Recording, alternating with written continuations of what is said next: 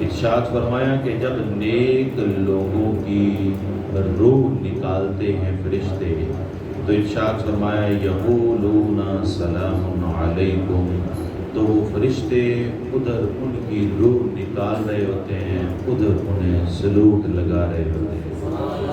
Salute سمجھتے ہیں نا کیا ہوتا ہے؟ انہیں سلام کر رہے ہوتے ہیں، السلام علیکم۔ پھر کیا ارشاد فرمایا ادخلوا الجنۃ، پھر فرشتے اس کو کہتے ہیں، روح کو کہتے ہیں یا جسم کو کہتے ہیں، دونوں کو ہی کہتے ہیں ادخلوا الجنۃ، جنت میں داخل ہو جاؤ، بما کنتم تعملون، اپنے ان نیک اور اچھے اعمال کی بدولت، اپنے اعمال کی وجہ سے جو تم دنیا میں کرتے رہے۔ سبحان اللہ، ویسے ڈھلی آئی، سبحان اللہ، خیر مرضی تہاڈی۔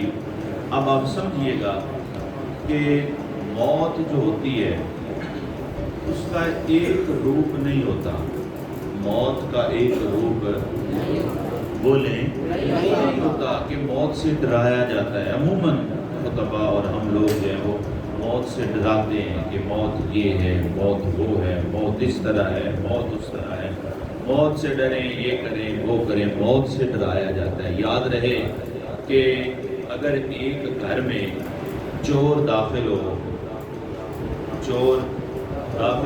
اور وہ پکڑا جائے، اپنی شمعی قسمت وہ پکڑا جائے، تو وہ گھر سے پھر کیسے نکالا جاتا ہے؟